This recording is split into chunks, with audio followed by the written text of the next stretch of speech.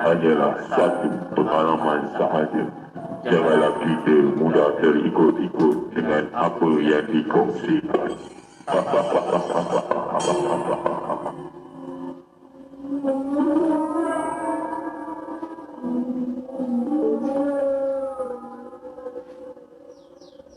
Hai semua, selamat kembali ke Alpha Channel. Bersama dengan saya Alpha dalam Jejak Misteri.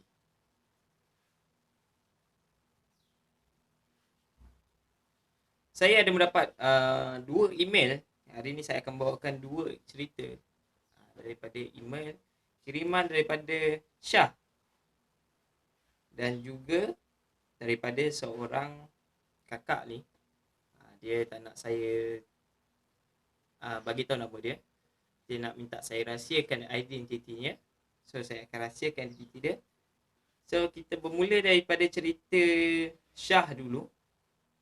Tajuk cerita beliau ni adalah tentang isim kuda kepang. Diorang ni ada sekumpulan pemain kuda kepang yang menjalankan aktiviti bermain kuda kepang. So pada suatu hari ni, ini secara ringkas saya ceritakan pengalaman diorang secara ringkasnya lah. Diorang pergi, ada sekumpulan daripada member-member diorang yang nak dapatkan isim kuda kepang ni.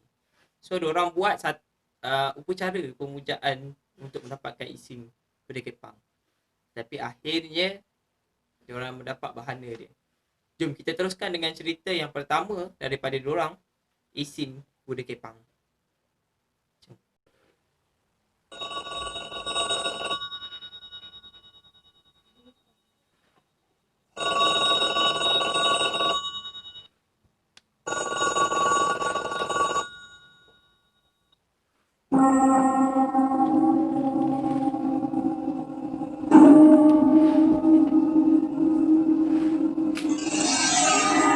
Cerita seram ini hanyalah satu pengalaman sahaja. Janganlah kita mudah terikut-ikut dengan apa yang dikongsikan.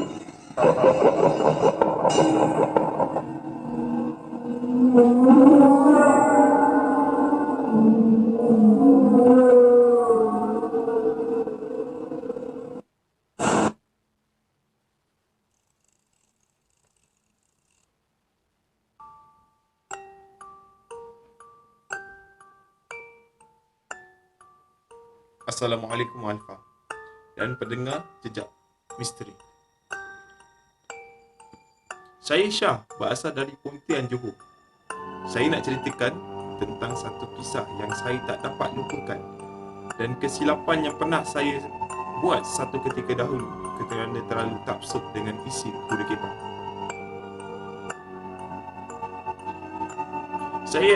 Saya dan dua orang kawan saya iaitu Syafiq dan Ashraf telah memiliki isim ini setelah kami melibatkan diri dalam salah satu kumpulan kuda kepang di mana di tempat kami. Jadi bila ada upacara tarian yang dianjurkan di tempat saya, yang biasanya dianjurkan atas permintaan keluarga pengantin selepas majlis ini di waktu siangnya. Jadi kami pun set up barang seperti alat-alat muzik untuk memainkan lagu kuda kepang, pakaian, topeng dan beberapa barangan lain sebelum persembahan bermula pada malam hari. Itulah sebuah sedikit mukadimah daripada saya. Ceritanya bermula begini. Waktu itu saya dan beberapa sahabat kampung yang lain dalam lingkungan umur 16 hingga 17 tahun duduk berbual-bual sementara menunggu masuknya waktu azan maghrib. Sedang kami berbual, dua orang daripada kawan saya menyatakan hasrat untuk memiliki isim kuda kepang. Saya tahu sedikit tentang persiapan untuk melakukan upacara pemujaan, memanggil isim dan berdamping dengan kita. Jadi kawan saya si Ashraf pun menawarkan sesuatu kepada dua orang kawan kami yang berhajat itu untuk mengadakan pemujaan isim pada malam tersebut di hujung jambatan kampung. Syekh Ashraf berkata, "Malam ni kita buat upacara memuja. Aku tahu step-stepnya. Kalau korang betul-betul nak lah, malam ni pukul 10 malam kita jumpa dekat jambatan hujung kampung tu. Sebab dekat situ tak ada orang lalu malam-malam. Dan takkan ada yang nampak dan tahu apa yang kita buat. Kata Ashraf pada waktu itu, mereka terus bersetuju. Biasalah apa, kalau iman kita tak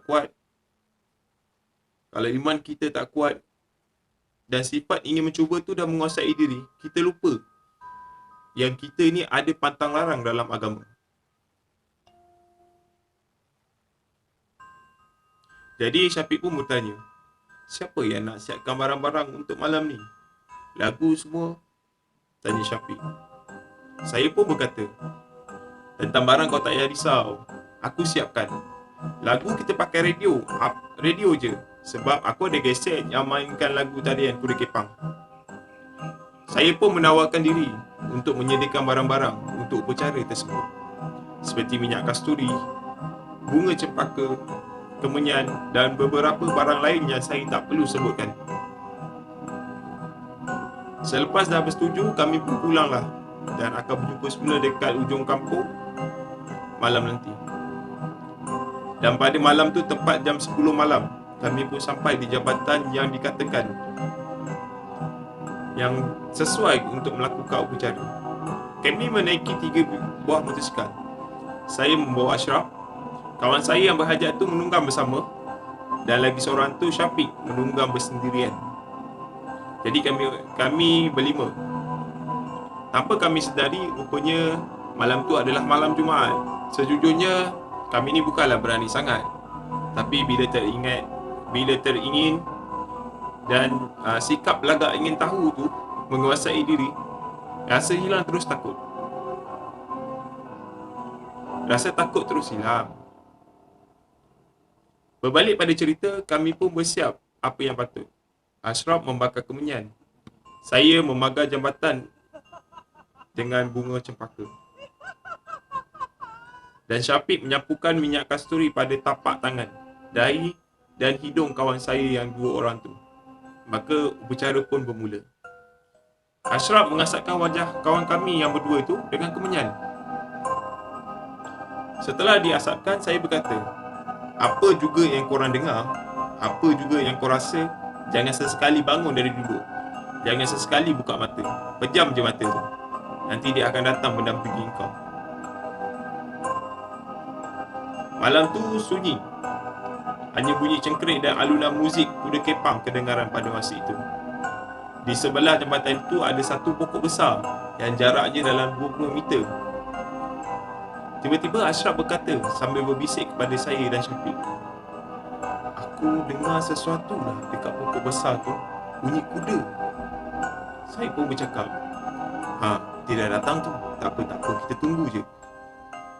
Masa tu dah hampir 1 jam upacara berlangsung.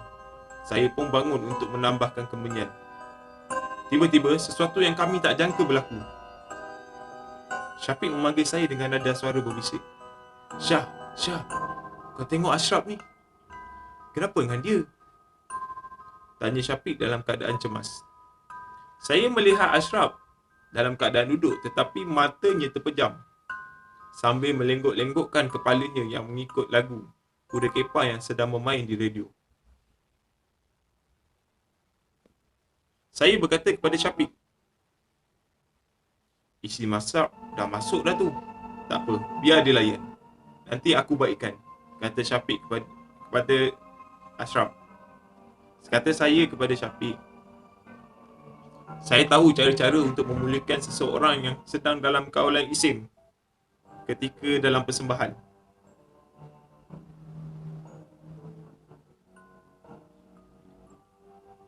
Saya belajar daripada ketua kumpulan saya dalam kumpulan tarian Kuda Kepang yang kami sertai.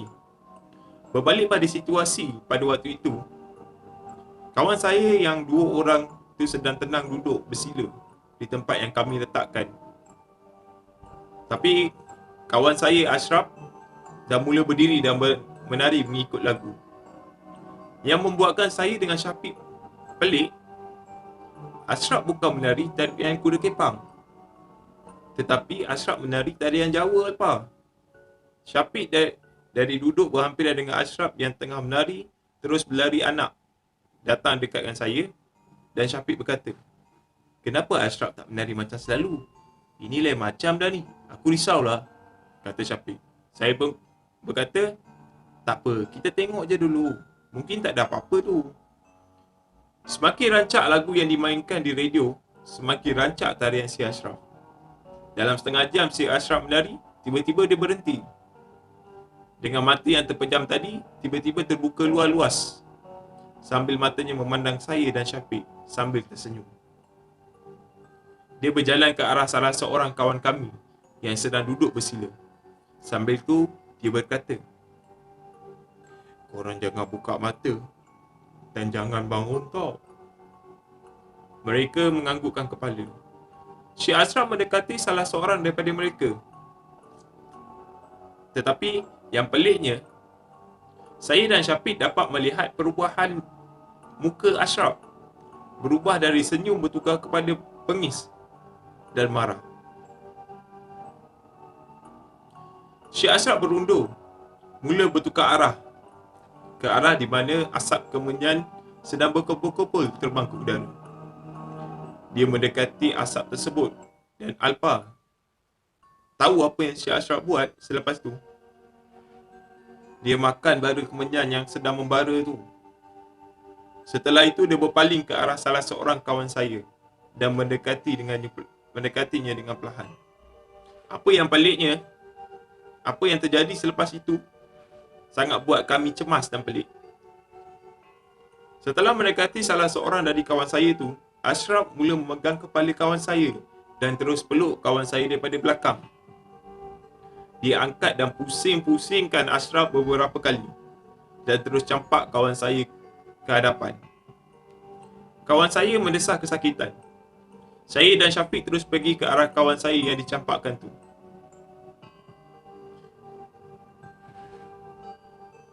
Kami dah mula rasa takut lepas. Kawan saya yang seorang turut terima perbuatan yang sama. Saya cuba untuk pulihkan Ashraf, tetapi tidak berjaya, sehingga saya ditolak sehingga jatuh. Lalu saya pun berkata kepada Syafiq, "Ini dah lain dah ni. Bukan apa yang aku nak ni. Dari tarian tadi dah mula rasa lain. Sekarang dia bertindak macam ni pula. Call abang dia cepat."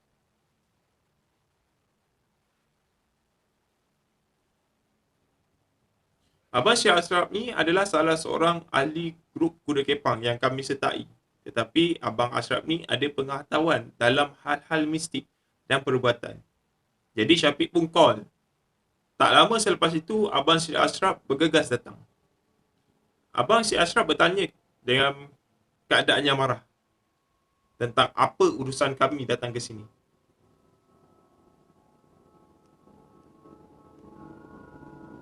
Dan saya ceritakan apa yang kami lakukan. Abang Ashraf memarahi kami dan mengatakan, "Korang tahu tak apa korang dah buat? Ini tempat dia. Dan korang dah kacau tempat dia. Pokok besar tu, itu tempat dia. Tengok apa dah jadi sekarang." Lalu Abang Syekh Ashraf membacakan sesuatu dan jari telunjuknya menunjukkan ke arah Ashraf yang sedang berdiri tegak dengan wajah yang bengis. Yang peliknya Alpa, perkara yang memeranjatkan kami terjadi apabila pokok besar yang tadinya berada jauh dalam 20 meter tiba-tiba berada betul-betul dekat sebelah jabatan, dekat tempat kami melakukan upacara pemujaan tanpa kami sedar. Terkejut kami Alpa, tapi syukur Alhamdulillah. Tak lama selepas itu Ashraf tiba-tiba terbaring lemah. Kami mendapatkan Ashraf. Sambil tu saya cuba menampar-nampar pipi Ashraf supaya dia membukakan mata. Kami diarahkan untuk kemaskan barang dan tinggalkan tempat tu.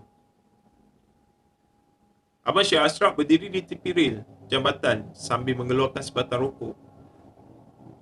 Sambil menunggu kami membersihkan apa yang patut, saya menghampiri dia dan bertanya, "Apa sebenarnya yang terjadi?"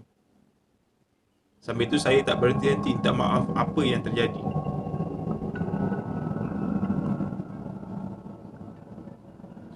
Abang Syekh Ashraf menjawab, "Kau dah kacau tempat dia. Sebab tu dia marah. dia masuk dalam badan adik aku, disakitkan sesiapa sahaja yang datang dekat dengan dia, kata Abang Syed Ashraf sambil dia memandang ke arah aliran air di bawah jambatan. Yang menakutkan kami selepas itu, apabila sedang Abang Syed Ashraf memandang ke bawah aliran air di bawah jambatan, tiba-tiba dia memanggil kami dan bertanya soalan yang membuatkan kami bergegas meninggalkan tempat tu. Abang Syed Ashraf bertanyakan kami soalan ini. "Weh korang, sini kejap. Kau nampak tak apa yang aku nampak?" Sambil memandang ke arah aliran air di bawah jambatan. Kami pun melihat bersama-sama. Alangkah terkejutnya apabila kami melihat satu makhluk berbungkus seperti jenazah yang dikafankan. Itu pocong alfa sedang baring dan bergerak mengikut aliran air dari bawah jambatan. Apa lagi, kami terus berlari tinggalkan tempat tu dan terus pulang ke rumah masing-masing. Keesokan harinya kami semua demam panas. Mungkin sebab terkejut dengan apa yang kami lihat. Setelah kejadian tu, kami tak buat lagi perkara yang tak berfaedah tu. Kami serik alfa. Alhamdulillah, saya dan kawan-kawan yang lain dah buang isim yang kami simpan selama ni. Tapi cukuplah setakat sini sahaja perkongsian saya. Terima kasih kerana sudi berkongsi kisah saya. Selamat malam Alfa dan pendengar Jejak Misteri. Assalamualaikum. Waalaikumsalam warahmatullahi.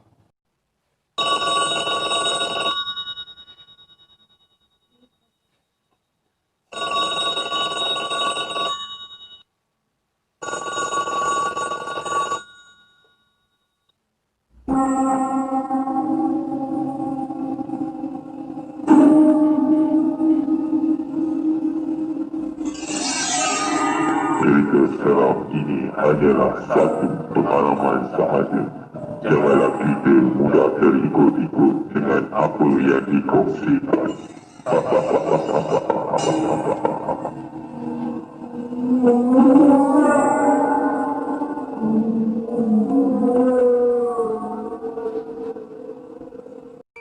Kisah yang kedua. Saya dapat ni tajuk dia adalah pemandu Grab. Yang akak ni kirimkan saya pada email lah.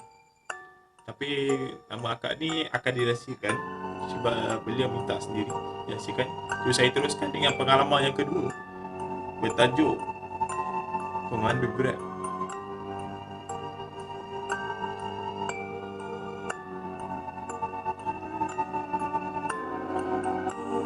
Saya minta izin daripada beliau untuk menceritakan semula cerita tersebut. Dan beliau memberi keizinan, tetapi dengan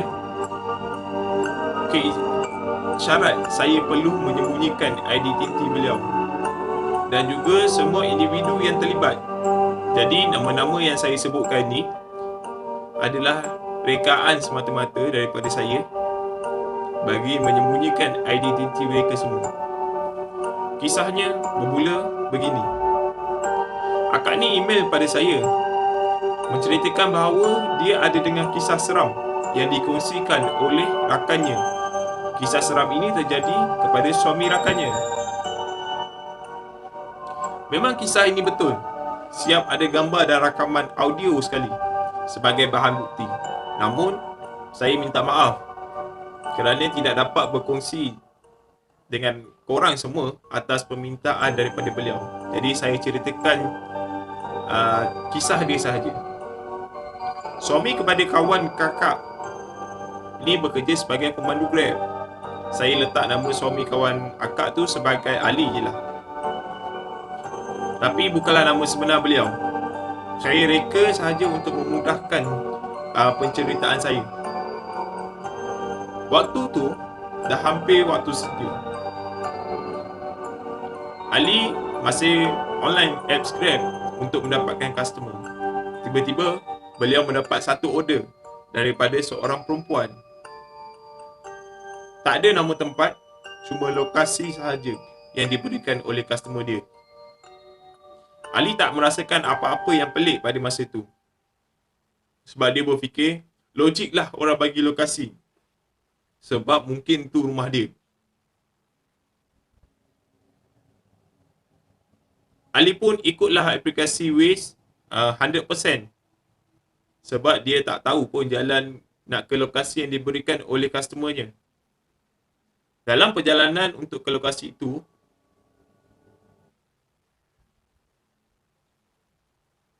Ali merasa semakin tidak sedap hati.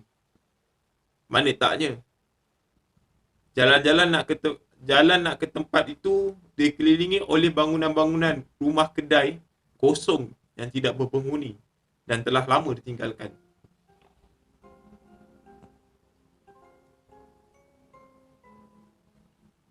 Tapi Ali masih meneruskan perjalanannya.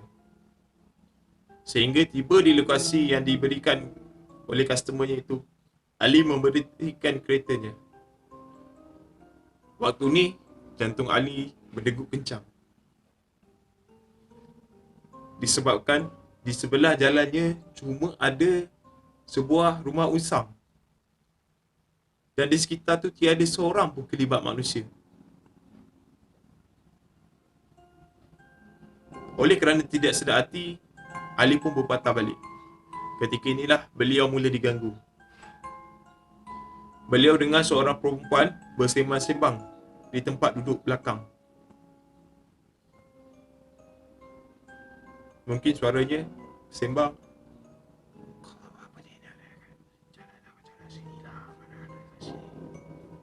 Mungkin macam itulah cerita dia punya sembang kan. Padahal masa tu dia cuba bersendirian. Oleh kerana rasa seram sejuk, Ali pun menambahkan lagi kelajuannya. Namun makhluk-makhluk dalam kereta dia menjadi lebih lekal. Semakin laju Ali pandu, semakin kuat mereka mengilai. Anda bayangkan kalau korang sendiri berada dalam kereta waktu senja sendirian dekat jalan yang sunyi dan tak ada orang. Tiba-tiba terdengar suara Cik Ponti mengilai dalam kereta. Apa korang buat? Kita teruskan. Ali membaca apa-apa sahaja patah-patah ayat Al-Quran yang terlintas dalam fikirannya. Mujulah, semakin lama suara itu semakin reda. Untuk menjadikan bahan bukti, Ali sempat menekan button rekod audio pada telefon bimbitnya. Dalam rakaman tersebut, terdapat suara perempuan mengilai. Suaranya lembut seperti perempuan yang masih muda. Berdasarkan lenggok nada tu juga, kedengaran seperti orang-orang dahulu, orang-orang lama. Katanya kawasan tu memang kawasan panas Cik Ponti. Memang pok melepak mereka lah kot. Dan memang selalu juga pemandu-pemandu e-hailing ni atau pemandu-pemandu Grab ni jadi mangsa mereka. Mereka dapat order je daripada situ dan bila pemandu tu pergi, mereka akan diganggu. Mujulah, bila dah sampai kawasan yang ramai orang, suara tu pun hilang. Cik Ponti dah keluar kot daripada kereta dia. Alhamdulillah, Ali berjaya sampai ke rumah dengan selamat. Keesokan harinya, Ali pun berceritalah kepada rakan-rakannya, pemandu Grab yang lain. Mereka pun bagi tahu Ali, rupa-rupanya ramai yang dah pernah terkena di tempat tu. Mereka mengatakan mungkin itu menjadi tempat persinggahan bagi Cik Ponti untuk berkumpul. Memang selepas itu Ali reject lah semua order yang datang dari kawasan tersebut. Itulah antara satu-satunya risiko menjadi pemandu e-hailing atau pemandu Grab.